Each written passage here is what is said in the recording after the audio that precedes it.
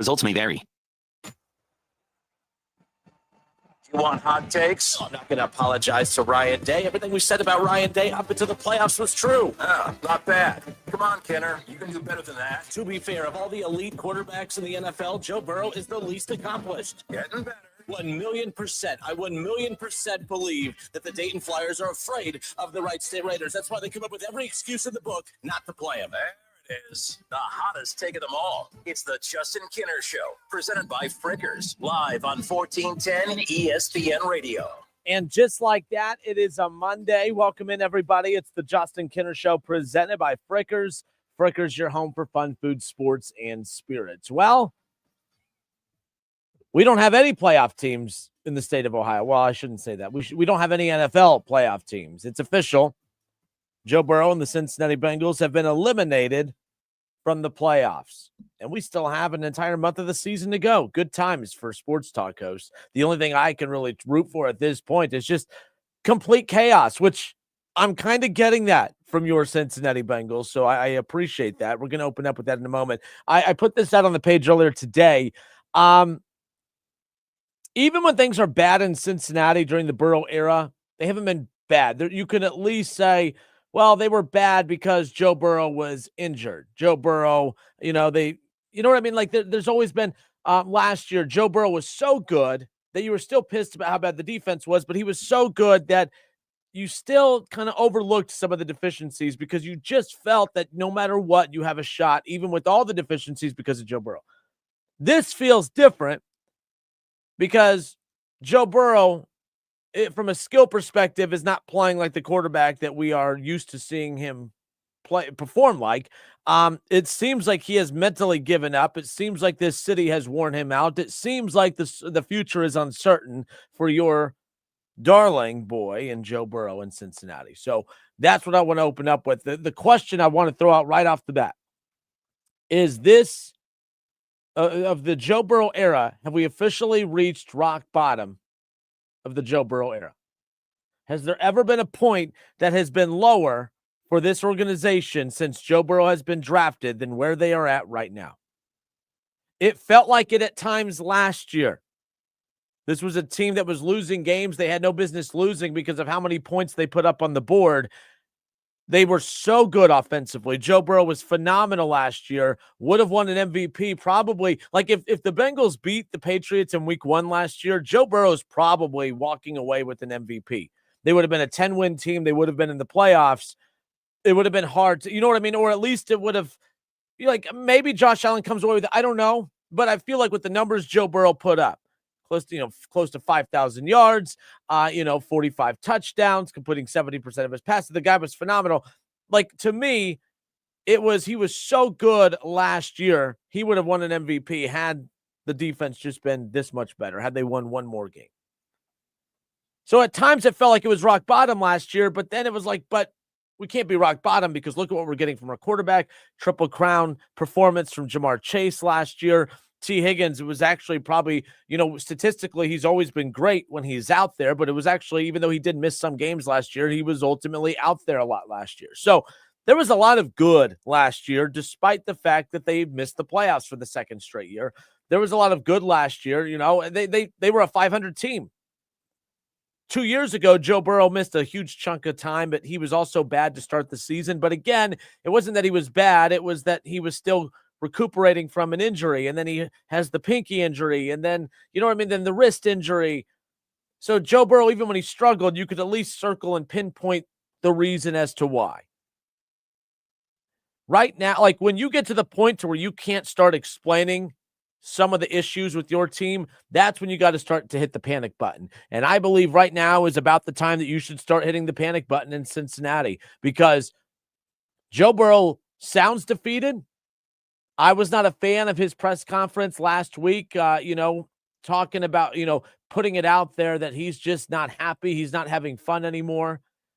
You put something out like that, and then when it irritates fans or upsets fans, then you gaslight those fans and say, I don't know where you guys are getting this from. This wasn't about Cincinnati. I just want to win football games. Here's the deal. I'm so tired of hearing that. Joe Burrow wants to win as opposed to Josh Allen, who wants to lose.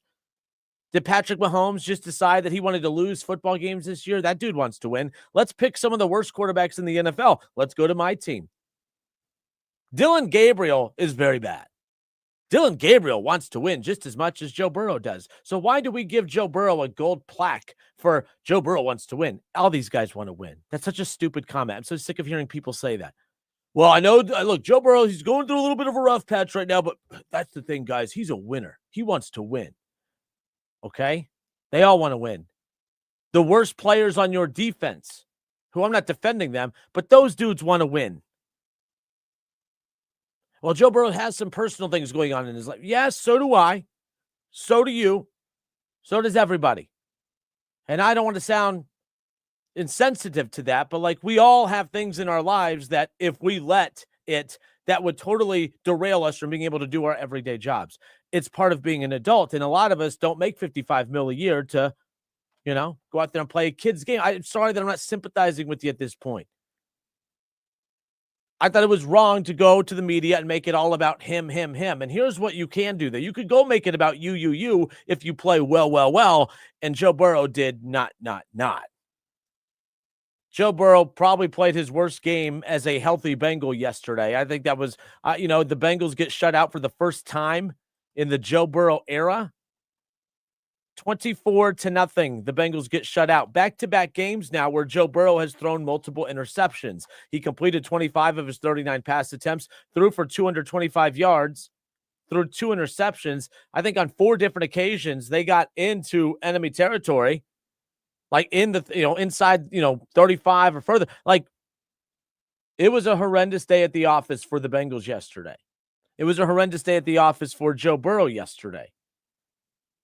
And for the first time, I saw that Chatterbox and some other outlets were sharing that Jamar Chase was getting very defensive on the sideline because there were fans who were booing Joe Burrow. There were fans who were critical of Joe Burrow. And I don't know why I see Bengals media doing this. If there's one player you're not allowed to criticize, it's Joe Burrow. I completely disagree with that.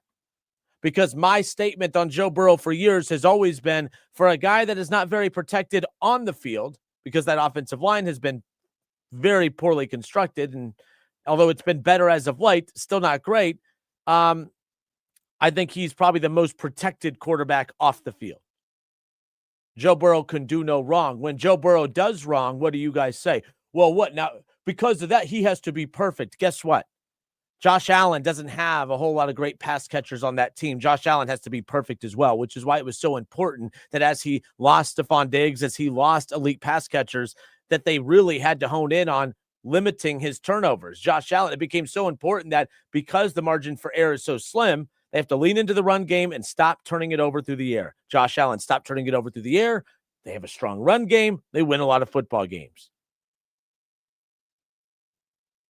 No one said, well, Josh Allen, Josh Allen, I know he had a bad game. He turned it over a lot, but my God, Josh Allen wants to win. No, Josh Allen needed to clean his game up. Lamar Jackson, as great as he has been throughout his career, when he doesn't play well, he gets criticized. No one says, well, Lamar Jackson, you can't expect him to be perfect. He can't be perfect every night. No one's really saying you have to be perfect, but when you're making the amount of money that these dudes get, we're kind of holding you to the standard that we hold every other quarterback in the league to as well. I feel like this is rock bottom for the Bengals during the Joe Burrow era. And it doesn't mean that you can't climb and dig yourself out of it. It doesn't mean that that there's no way that you can bounce back from this. There are, I've said this before. I actually don't think this is a horrible thing that they've hit rock bottom, because I believe that they have. I believe this team, for the first time in the Joe Burrow era, has hit rock bottom.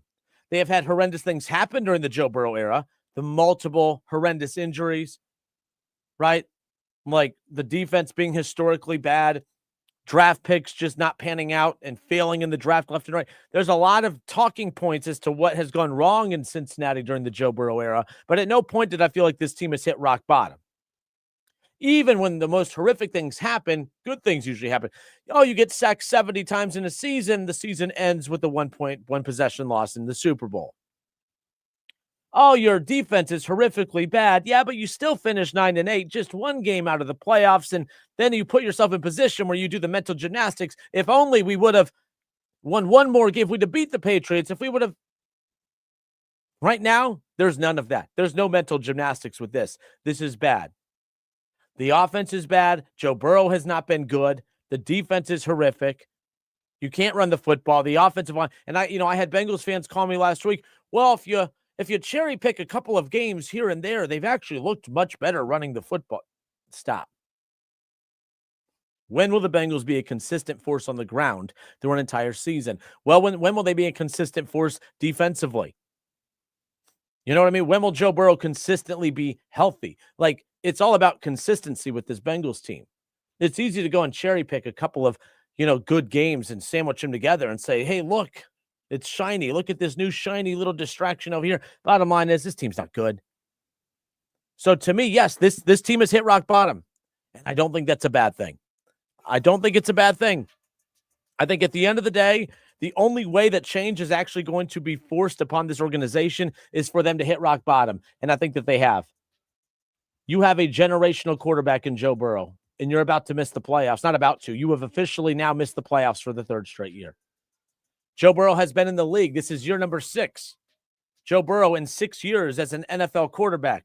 Despite all of his individual heroics and individual numbers, he is the number that surprises me the most. He's only been in the playoffs twice. This is rock bottom.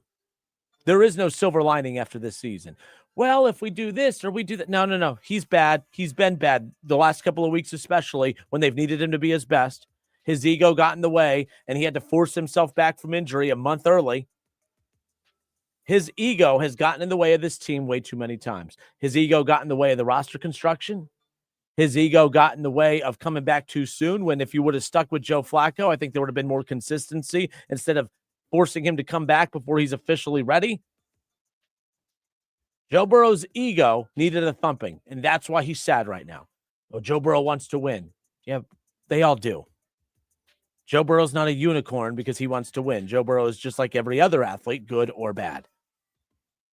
It's the Justin Kinner Show presented by Frickers. I'm not ignoring your calls. I'm seeing them come in. Now that I have time at this break, I can get to your calls. 937-518-1410. I want to hear from you. 937-518-1410 is the number to call and jump in on the conversation.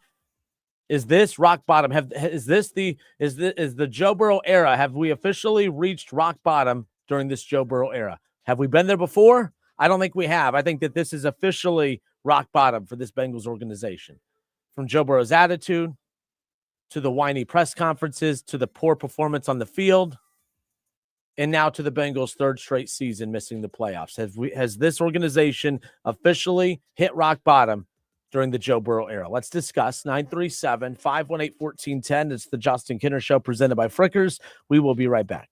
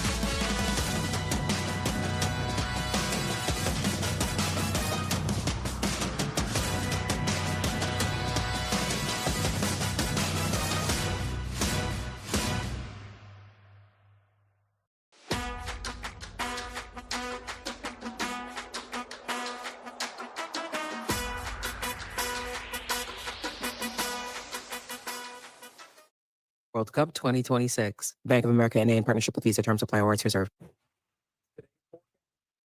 Percent chance of overreactions, heated debates, and a slight drizzle of hope for Bengals fans. Sorry, guy with Burrow jersey.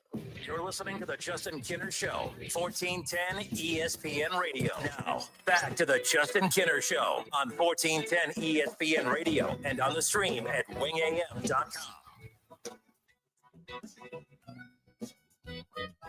Justin Kinner back with you here on 1410 ESPN Radio, 937-518-1410, the number to call and jump in on the conversation. 1410 ESPN Radio, Dayton's radio home for Wright State basketball. Tomorrow night, Miami of Ohio out of the MAC, they're going to be in town at the Nutter Center. Miami of Ohio's 10-0. If they win tomorrow night, they'll be 11-0 for the first time in program history. And Wright State, who's 3-1 at home this season, looking to get a huge win, a huge opportunity for them tomorrow with an undefeated really good Miami team coming to town, and we're giving away tickets. So if you head to ESPN Dayton's Facebook page, okay, and you leave us your email. Right now we're getting a new text lines and all this stuff, so we can't do the text thing right now. But if you go to ESPN Dayton's Facebook page and just text us and just message us your email, we will get tickets out to as many of you as we can while the supply of tickets that we have last. So head to ESPN Dayton's Facebook page, send us a direct, send us a DM with your email, and we will email those tickets to you. So go to ESPN Dayton's Facebook page right now and take care of that, and we'll take care of you as far as that goes. Clint Sargent, head coach for the Raiders, he's going to join us coming up here in about 15 minutes. So keep that in mind. We have Clint Sargent hanging out with us coming up here shortly as well. Is the Joe Burrow era, have we officially reached rock bottom? Has it officially reached rock bottom in the Joe Burrow era? I believe that it has. I believe for the entire time that Joe Burrow has been in Cincinnati, I've had this debate with many people that I think that there are more Joe Burrow fans than Bengal fans. I don't think that there's a lot of Bengals fans out there. I think that there are a ton of Joe Burrow fans out there. And I don't think that's a hot take. I don't think I'm stirring the pot with that. There has been a cult-like following, not for the Bengals, but for Joe Burrow. When Joe Burrow doesn't succeed the way other quarterbacks succeed, we line up to make excuses for Joe Burrow. We blame the defense. We blame play calling, even though it's the same play calling that has put Burrow in position to be as dominant as he is statistically.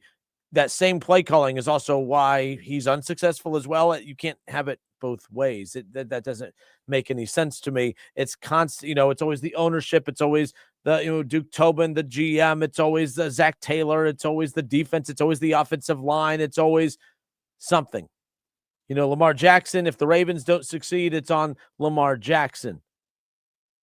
And you could say, well, yeah, he has more weapons. Yes, he has an organization that fills a lot more holes when it comes to the roster needs, but it's also a guy that would kill to play with the likes of Jamar Chase and T. Higgins, a luxury that no quarterback in the NFL has except Mr. Burrow.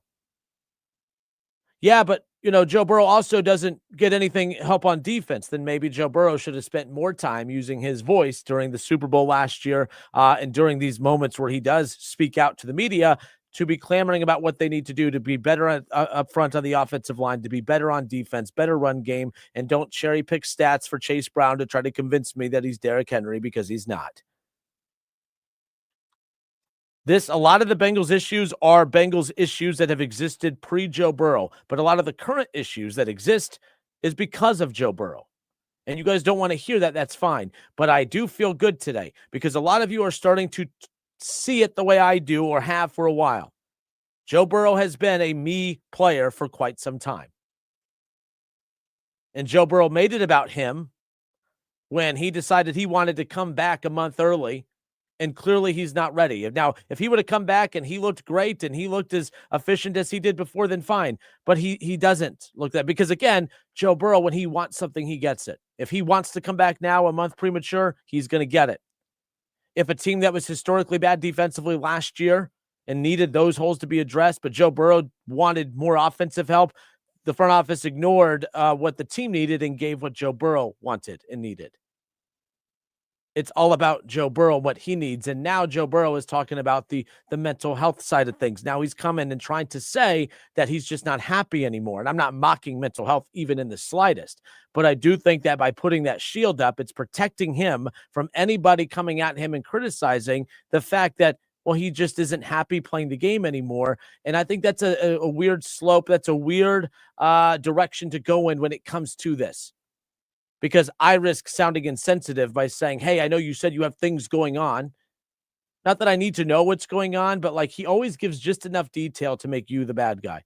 Hey, why are you struggling? You seem disconnected right now. What's going on? Oh, I just have a lot going on the field or off the field. Oh, both. Oh, what are those off the field things? Oh, you need to mind your business. All right. You're right. We do need to mind our business, but don't bring us in just to push us out. A week ago so 2 weeks ago, you were happy. Everything was great. Everything was fine. You beat the Ravens on Thanksgiving night. You're smiling. Then you lose the next two, and now all of a sudden you're not happy playing football anymore. You know what I mean? Like, guys, I'm not wrong for pointing some of these things out. It's very weird. It's strange to me, and I think it's selfish on his end. Of course, I don't need him to tell me he's not happy because they're losing. The fans aren't happy either because you're losing. You're not superior to your fan base because you don't like losing when your fan base doesn't like losing either. This isn't difficult. I've had a problem with the Burrow approach for a while, and now it's starting to kind of boil over. And no one's going to tell me I'm right, and I don't need to be told I'm right. I just know I'm right, and I've been right for quite some time. The Joe Burrow approach, the Cincinnati Burrows, when they become the Cincinnati Bengals, that's when Joe Burrow will accomplish things like what Lamar Jackson has, multiple MVPs. When Joe Burrow approaches it as the Cincinnati Bengals and not the Cincinnati Burrows, okay, that's when he will win MVPs. That's when he will be in the playoffs every year. And, and some of this isn't on him because, to be fair, if Patrick Mahomes was given the power that Burrow has with his organization, Mahomes would probably be the same way. Same thing with Josh Allen and Lamar. I maybe shouldn't be as aggressive about putting all this on Burrow. It is on the Bengals, who are a poorly run organization, because they let Joe Burrow make those calls. I'm pretty sure if the Chiefs knocked on Patrick Mahomes' door a few years ago and said, hey, do you care if we trade Tyreek Hill away? Do you think Patrick Mahomes would have said, that's fine because I have Travis Kelce? No, he would have said, I want Travis Kelce and I want to keep Tyreek Hill. But the Chiefs said, we're going to keep you with the best tight end at the time in football, and we're going to move your number one wide receiver and save $30 million and put that into the defense, and we're going to be the Kansas City Chiefs and not the Kansas City Mahomes. Hey, we could take this $40 million that we gave Jamar Chase and give you T. Higgins for 28 to 30 and use that 10 to 12 million extra to fix the Bengals defense so that we could become the Cincinnati Bengals. But no, you need Jamar Chase and T. Higgins, so now we become the Cincinnati Burrows. When this team becomes the Cincinnati Bengals and not the Cincinnati Burrows, that's when this team will be consistent like the Bills, consistent like the Ravens, consistent like the Chiefs. And I get it. The Chiefs just missed the playoffs.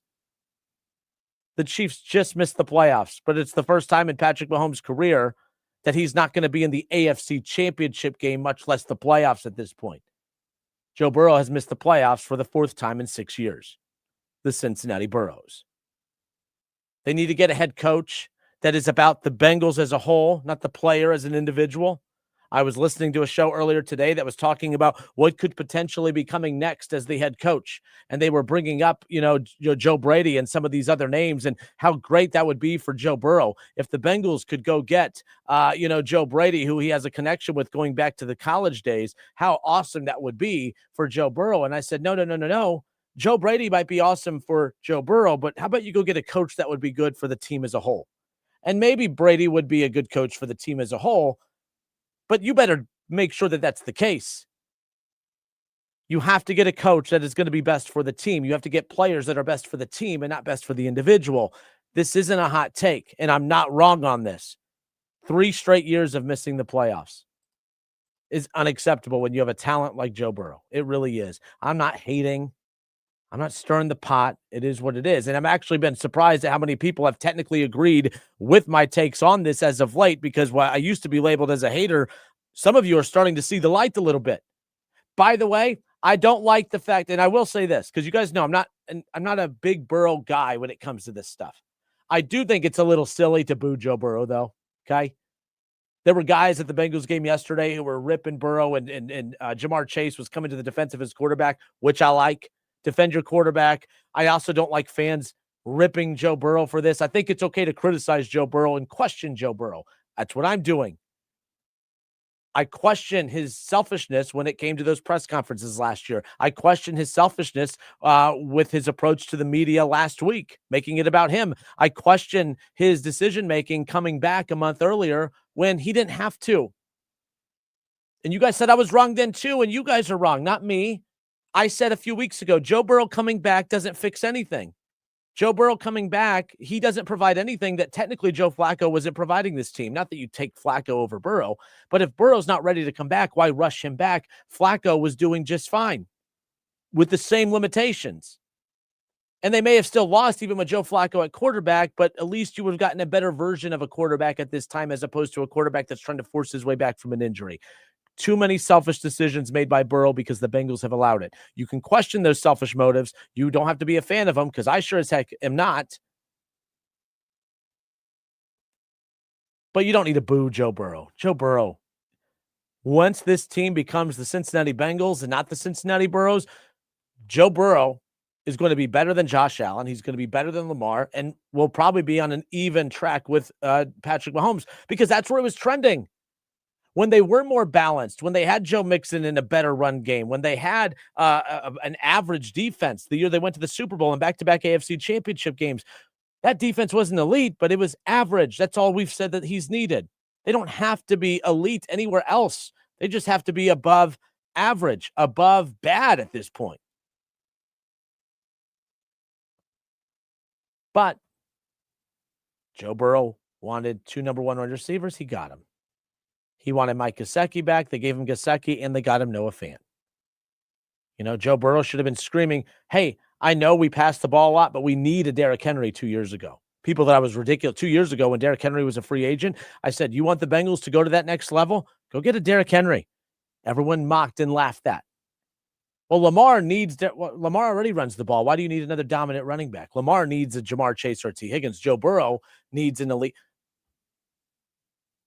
How much better would the team be if they can actually run the football? Oh, but Chase Brown, oh, yes, he has a couple nice plays here and there, but when is he going to be that consistent force? And by the way, this isn't about this season. I get that Derrick Henry is not the running back that he was even a year ago, which is crazy when you think about the dominant week 1 that he had, but it's just about the approach.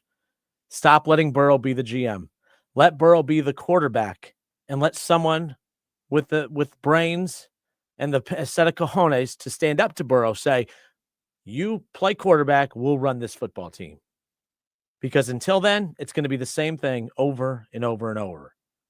Trade T. Higgins, trade Jamar Chase, not both of them, but one of these big pieces has to move for this team to get it correct. Gary Peck on the Justin Kinder Show Facebook page says, Taylor allowing Burrow to come back early is going to cost Zach his job. If Joe Burrow doesn't come back, Zach had an excuse. He has none now. You are 100% correct on your take. That's a side to my take I didn't even consider, but you're right. Zach Taylor should have told Joe Burrow, I know that you feel good, but we can't risk you further injuring yourself, and we're getting good production at quarterback right now. It's not that we don't need you, but we don't need you to come back right now. And look at Patrick Mahomes, who just got hurt last week.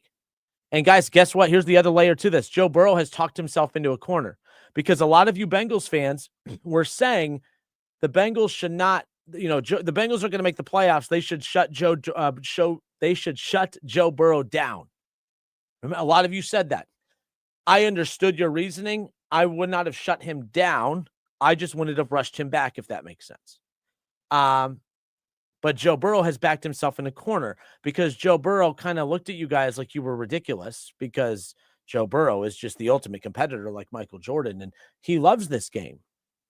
And if he could play, he's going to play, and there's no way that he would just choose not to play, making the money he's – remember, he says – Joe Burrow is very good at saying all the right things. Here's the problem. Joe Burrow said that when it was convenient. Oh, we're playing better. Now I can get everyone to love me because I'm going to say the right things. Oh, no, I'm paid a lot of money to play this game, and I'm healthy. Why would I not play? It's about going out there and getting better each week. Joe Burrow's not having fun right now because they're losing, and Joe Burrow's stuck between a rock and a hard place because now he's risking coming out and saying he's going to shut it down for the final couple weeks of the season and sound like a hypocrite because of what he said a few weeks ago. or he's going to continue to play moving forward and risk hurting himself like Patrick Mahomes. Not only does the Chiefs, by the way, the Chiefs missed the playoffs for the first time in the Patrick Mahomes era, and they've lost Patrick Mahomes, who could be out for 9 to 11 months. So now Patrick Mahomes' injury isn't just catastrophic for 2025, it's catastrophic for 2026. And the Bengals, who have missed the playoffs 4 of the 6 years that Joe Burrow has been here, now Joe Burrow's ego, does he go out there and play the final couple weeks when he doesn't need to? But he put on a good show and was reading all the after-school special talking points about why he's your American hero and, you know, take your vitamins and drink your milk and blah, blah, blah, blah, blah. Or does he do what's best for the team and all that? We'll see what happens. We'll see what happens. But I'm very curious to see the direction that this goes. I don't know what to make of the comments of Joe Burrow when it comes to him not being happy. You know, when he said he wasn't happy and he needs to be having fun again, and then you correspond that with the fact that he played so poorly, it's tough to not be thinking about where his head is at. You know, I think he's he could be an LA Ram next year. I think Joe Burrow is Los Angeles. He looks like Los Angeles. I think he would be great with the Rams. I think he'd be great in the Sean McVay system. He'd be playing for an organization that is super aggressive and would probably give up the farm to get him. They gave up the farm to get Matthew Stafford. Imagine what they'd give up to go get a Joe Burrow. Man, I don't think that's the direction that this is going. But you have to think. You have to put a lot of faith into your front office to get it all right. All right, I know we got to switch gears here. We're going to talk with Clint Sargent, head coach of the Wright State Raiders. When we come back, we're going to switch gears to some college basketball. We do have the Wright State Coaches Show coming up tonight, so you'll hear from Clint Sargent coming up here in a few minutes, and then you'll hear from him later tonight as well. Tomorrow night, Miami of Ohio out of the MAC. They're 10-0. They're coming to Dayton. They're going to be at the Nutter Center tomorrow night. Okay, we got tickets. Head to ESPN Dayton's Facebook page. Send us your email. While supplies last, we'll continue to feed you tickets. So make sure you go take advantage of that right now. The ESPN Dayton's Facebook page. Send us your email, and we'll send you a pair of tickets. Okay, so go do that right now. We'll step away for a few. Clint Sargent, head coach of the Raiders. He joins us ahead of the Wright State's matchup with Miami of Ohio tomorrow. Big opportunity as the undefeated Miami of Ohio Red House come to town. We'll be right back. It's the Justin Kinner Show, presented by Frickers.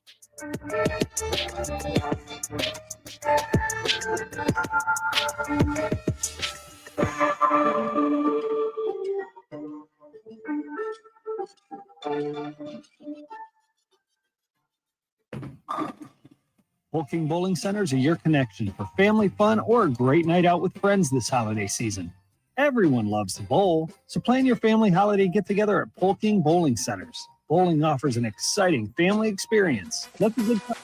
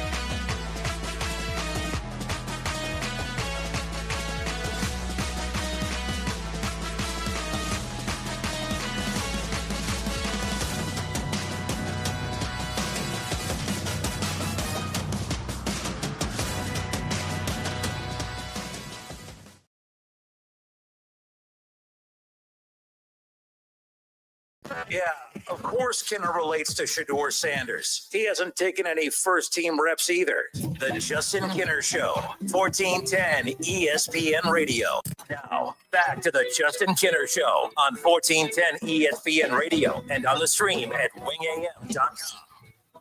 All right, everybody, we welcome you back. I'm Justin Kinner, the Justin Kinner Show, presented by our friends over at Frickers. And Spirits, we'll get back into the NFL side of things coming up here in just a moment. I mean, it kind of stinks. Look, we have a month left of the season, and, well, our NFL teams here in the state of Ohio both have officially been eliminated from the playoffs. We opened up. You know, Joe Burrow's been in Cincinnati for quite some time now. Is this officially rock bottom? Have the Bengals, has the Joe Burrow era officially reached rock bottom? We'll get back to your calls coming up here in just a little bit. Bengals, former Bengals MVP Ken Anderson, he's going to hang out with us on the show this week. I'm excited about that. Willie Anderson also going to hop on with us because I got to talk to them about their view just from the outside looking in.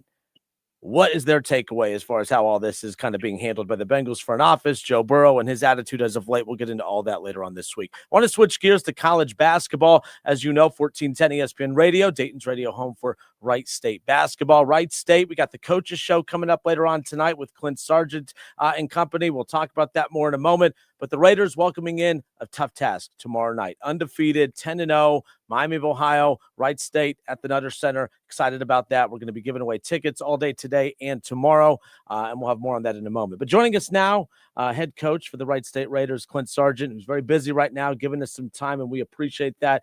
Coach Sargent, appreciate you. How are you? Welcome. Justin, doing well. I really appreciate you having me and looking forward to the talk. Hey, look, when the Bengals are looking for a new coach, I know you're a college basketball coach, but are you going to throw your name into the hat? Are you going to be an NFL coach coming up? Are you an NFL fan? Who's your NFL team? Man, you know, being here in the area for 10 years, my family and I, like raising young kids, we kind of rode the bandwagon with the Bengals. So we're in that sweet spot of like, we care, we're into it, we're cheering, like we're paying attention, but we're also just not like diehards. It's ruining our days if we lose. So we're kind of in that sweet spot.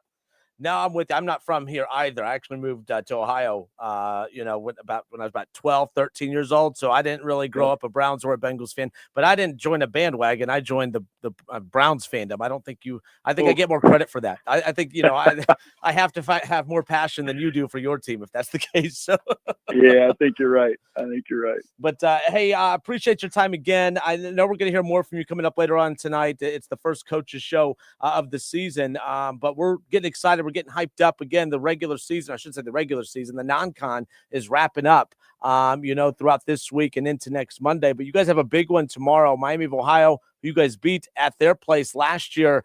It's the third to last non-con game before you turn your attention on the conference play. But this is quite an opponent, quite an opportunity, an undefeated Miami of Ohio team coming into the Nutter Center tomorrow night. Yeah, there's a lot of different layers to this. First from our standpoint, like you had mentioned, just kind of where we're at in our season, you want to be growing and playing and feel like you're playing your best basketball when you hit into the heart of your league season, which for us will be after Christmas. There's obviously the Miami storyline of their season. I think they have the third longest winning streak in the country, being 10-0, and obviously they're right down the road and very familiar, and just a ton of respect for Coach Steele and kind of his career, at Xavier. And then you get another opportunity at Miami, and then now he's in his fourth year, and he's got a team I know he loves, and I think they're fifth in the country in continuity. So to kind of build a program in this era is very hard to do. I applaud him and their administration to be able to keep a large chunk of their team together. And I think you can kind of see that continuity here really giving them an advantage through their non-conference. For us, I really love my team. I love what we're becoming here at Wright State. I think defensively, I like where we're headed. I think for us to win close games, we need to let that identity win us games and be better later in games defensively. So all those things for a coach are we get another opportunity to step into it tomorrow night. And when you really love your team and you really love your staff, and you just kind of been grown, which I have through excruciating close losses. Like you just can't wait to step into another opportunity when you feel like analytically, defensively, you're trending in the right spot, but the main analytical point is to win. And so you're trying to kind of stay just in process space, but also know, you play games to win games. And we're looking for the opportunity Tuesday night. Like obviously you put a non-con schedule together. You can't guarantee, you can't put teams on there that you guarantee you can win, of course, but you want to find that balance of not wanting to just completely kill your team's confidence, but also putting enough challenges on there to prep you for what the ultimate goal is, which is to win your league, of course, and finding that balance. And I think, when you look at your guys' schedule, obviously, playing a lot of MAC teams on there, a lot of teams that have prepared you guys for the league, which it's full on league play starting here in about a week. But how do you feel about how your non-con specifically, Coach, has kind of helped prep you for that? I know you still have 3 non-con games remaining, 3 really good teams on top of that, but how do you feel like up to this point, your non-con that you and your staff put together has kind of prepared you for what the ultimate goal is whenever we turn to conference play?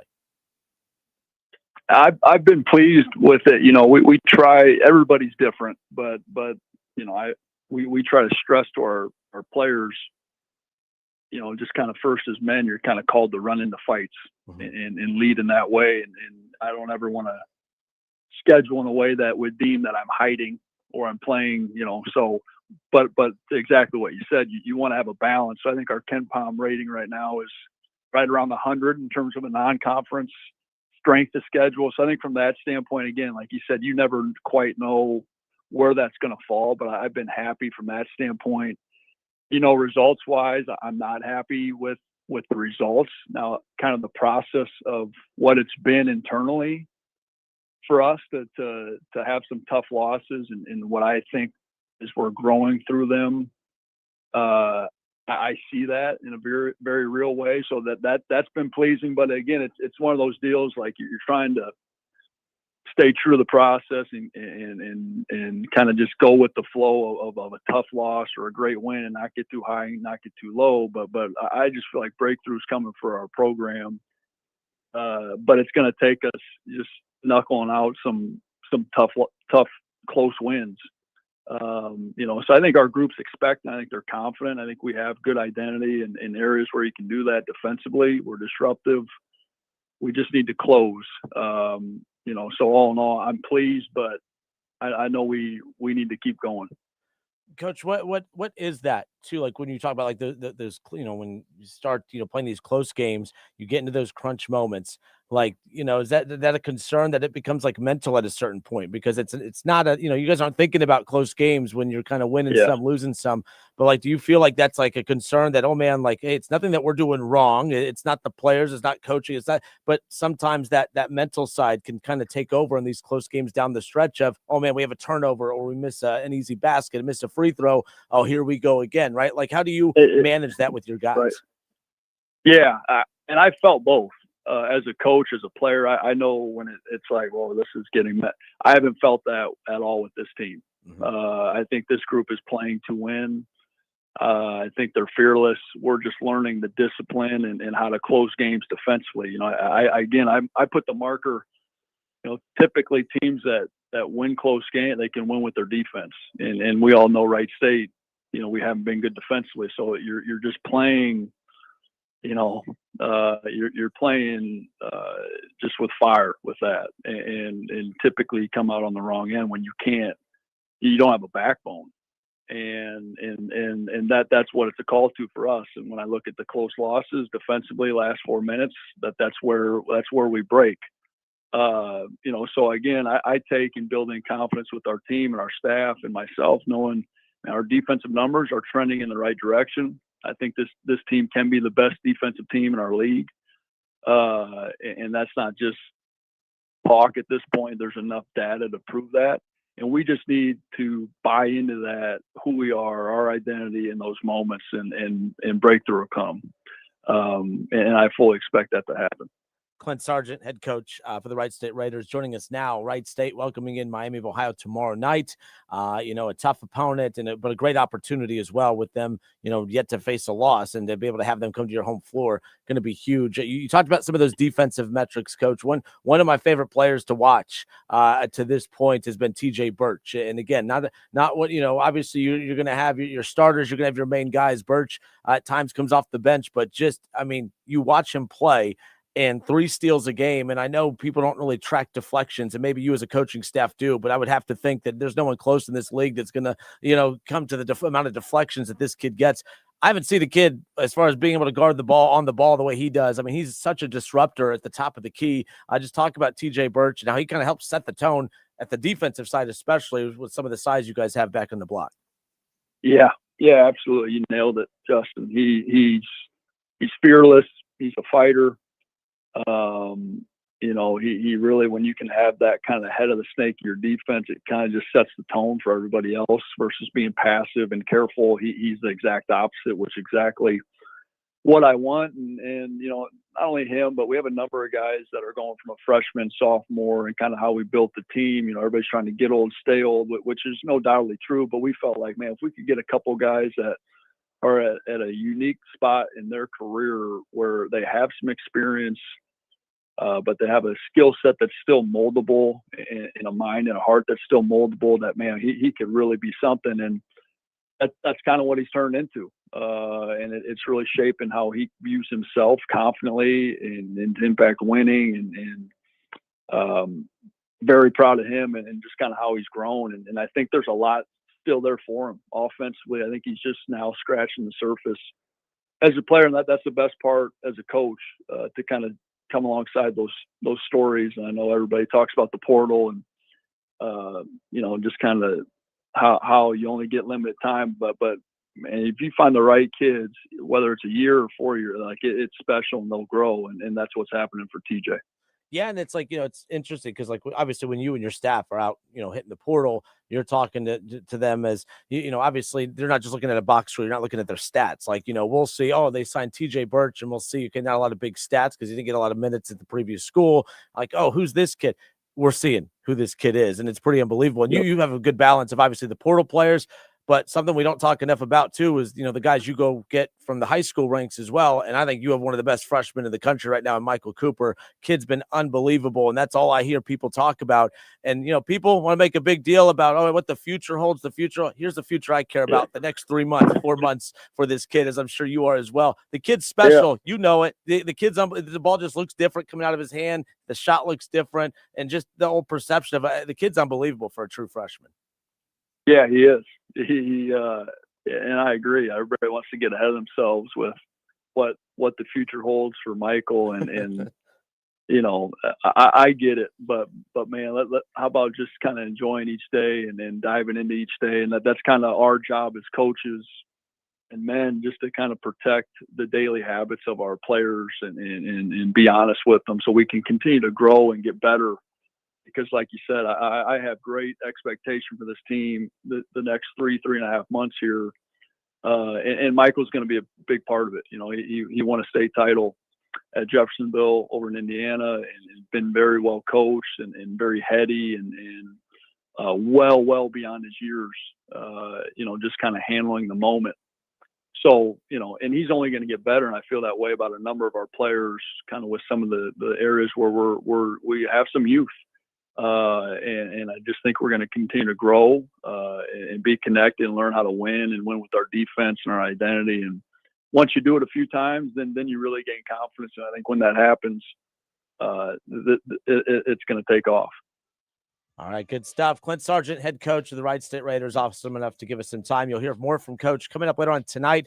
Chris Collins, Jim Brown will have Clint Sargent on for the Wright State Coaches Show coming up from 6 to 7 right here on 1410 ESPN Radio. And then Wright State welcomes in Miami of Ohio tomorrow, and we'll have that for you here on 1410 ESPN Radio as well. But we hope you're going to be at the game tomorrow, and we'll be giving out tickets for that one as well. Going to be a fun atmosphere tomorrow night, and we're looking forward to that.